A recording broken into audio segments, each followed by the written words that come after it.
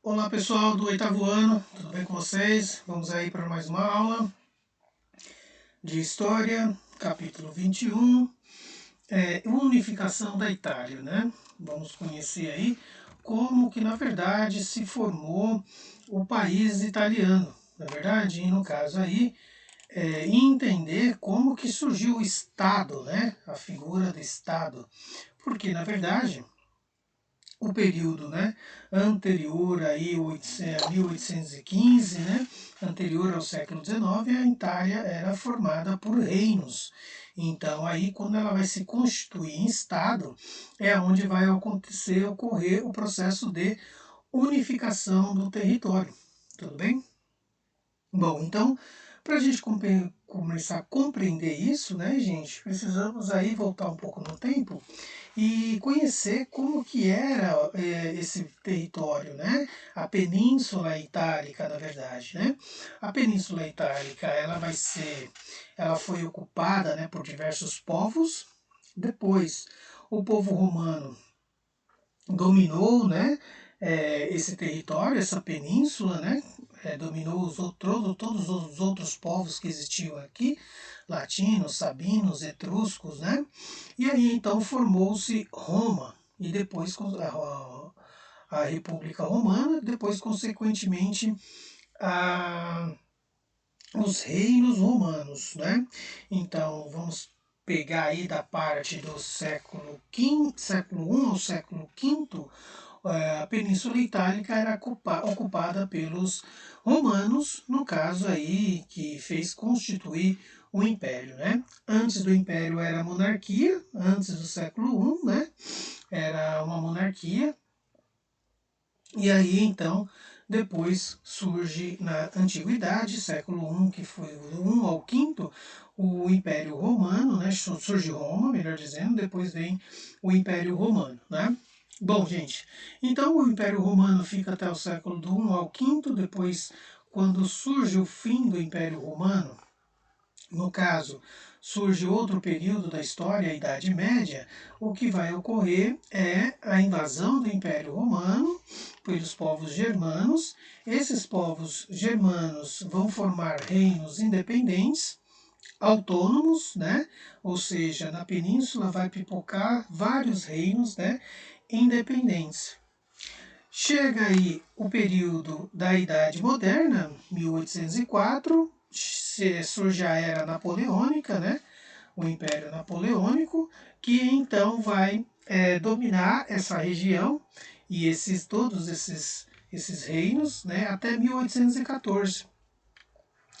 Quando chega 1814, surge o Congresso de Viena, e aí então esse Congresso de Viena vai então ditar os rumos da Europa, não é? No caso, Napoleão perde, né, o império, o controle da região, então as potências europeias, né, vai então se reunir para decidir o que vai fazer com esse território. E no Congresso de Viena, a Península Itálica, ela foi dividida, né, entre dois povos, os otomanos, ou melhor, os austríacos, e depois os franceses, né? Então, olha aqui, né, para vocês terem uma ideia, a formação dos reinos que era, né, que existia, e aí no Congresso de Viena vai surgir a divisão desse território, né? Ou seja, as potências austríaca e francesa vai querer dominar, né, cada uma parte da Europa, da Península Itálica, né? Bom, diante dessa divisão que foi feita, né, entre a França e o Império Austríaco, os italianos que aqui residiam, né, nesses vários reinos que existiam, não gostaram dessa decisão, dessa divisão, pois eles não queriam ficar submetidos, né, nem à Áustria, né, nem ao Império Austríaco e nem à França. Então, não querendo isso, os italianos começam então a se organizar, não é? Começam então a se organizar no sentido de expulsar essa invasão estrangeira do seu território. Então, eles queriam o quê? lutar então para a unificação, já que já estava ficando sem ter condições, né, de ter os reinos e também e assim também fazer um estado, né, forte, uma nação forte, eles precisavam se unir, né, porque unidos eles seriam maiores e então daria para lutar, bater de frente com o Império Austro-Húngaro e no caso a França, certo? Bom, dentro desse contexto, né, desses italianos que aí estavam, surge a figura de um líder chamado Giuseppe Mazzini. Mazzini vai liderar, né, uma, uma unificação assim, primeiramente popular em torno do povo, para depois unificar o território. Então, ele vai despertar um sentimento nacionalista, né, nos italianos, né, de defesa do seu território, e isso vai começar a crescer por toda a Itália, né? Então, essa, esse sentimento nacionalista, né, despertado aí por Giuseppe Mazzini, vai ser feito tudo dentro de organizações, dentro de, digamos assim, uma seita que ele cria, né, para poder criar espaços de debate, né, espaços de discussões políticas em torno dessa unificação, em torno desse despertar para, para um sentimento de nação, né, de identidade, né, do povo italiano. Né?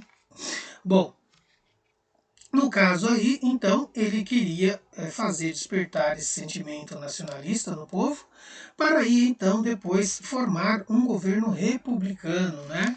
Formar um governo de caráter republicano. No caso, e que teve aí, né, muito apoio da burguesia, né, da pequena burguesia, lembrando, e de muitos estudantes e intelectuais italianos. Né? Dentro desse contexto, pessoal, existia também outros movimentos que queriam uma Itália unificada, só que em outro sistema de governo, não república e sim monarquia, ou seja, queriam formar uma monarquia constitucional, né, aquilo que já existia na Inglaterra, né? Então, no caso aí, os monarquistas, né, iriam escolher o rei junto com a formação de um parlamento, né, aliados aí à burguesia. Afinal, a alta burguesia, né, vai apoiar essa decisão também, porque eles vão estar dentro do governo, né? E então, diante disso, desses dois grupos, surge, né, cada qual aí um entendimento pela unificação da Itália, não é? E a Itália, ela precisava, né, fortemente se ser unificada, né? Então tá aqui, eu não mostrei para vocês, né? Então tá aqui Giuseppe Mazzini, né, o líder aí da unificação da Itália. Depois temos Vítor Emanuel II, no caso aí foi o rei, né, da época. E aqui temos Giuseppe Garibaldi, né, que faz parte aí do movimento de lutar por uma república italiana. Giuseppe Garibaldi, ele lutou também na Guerra Farroupilha, aqui no sul do Brasil, né, no Rio Grande do Sul. Depois ele foi embora, né, tentar fazer essa luta lá no seu país. Bom, gente, então, voltando aí à questão da unificação da Itália, era uma urgência, uma emergência de que a Itália fosse unificada, justamente porque a Itália já estava se industrializando, né? E para poder se industrializar mais, precisava então unificar o seu território, porque a indústria ela não tinha como crescer, né, de uma forma sustentável, no sentido de, por exemplo, produzir e vender, né, de uma forma mais atrativa, de uma forma mais dinâmica, justamente porque quando estavam formados os reinos, né, havia muitos impostos, muitas taxas, né, de um reino para o outro. A moeda, cada lugar era uma moeda diferente. Então aí no caso essa luta pela unificação ela começa a crescer fortemente, né? Então, no caso aí, o lado norte era o mais industrializado, né? E aí eles vão conseguir a unificação feita por meio do rei Piemonte, né? No caso, Vítor Emanuel II, né? No caso aí, isso, né, começou a ser feito e era uma necessidade para desenvolver não só a indústria, mas também a economia capitalista, né? Bom, lá do norte, né, tendo aí a sua unificação, né, logo na parte sul, né, Giuseppe Garibaldi vai unir, né, as suas tropas, digamos assim, o seu apoio popular que ele teve muito, né, e da pequena burguesia, para fazer, digamos assim, um exército, né, que ficou conhecido como os Camisas Vermelhas, que então começaram a lutar e pôr em prática, né, o seu sonho de unificar o território. Então, foi nesse contexto que a Itália foi unificada, né, formando então um Estado, né, que no caso Estado a gente tem ideia de que de uma língua, uma moeda única, né, um governo único, leis únicas. Então, no caso aí, com essa unificação, todo o território, né, passou a ter uma administração única, né, uma língua única, uma moeda única, leis únicas, né, algo que era diferente porque havia autonomia, que tanto é que o governo era formado por reinos, né, e agora forma-se então um estado, né. Bom, então é isso, pessoal.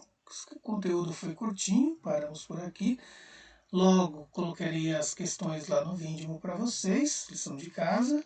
E lembre-se de, né, sempre aí fazer as anotações, dúvidas, anotar também, para lá no chat depois tirarmos as dúvidas e também fazer uma atividade. Tudo bem, gente? Então é isso, tudo de bom, até mais, tchau.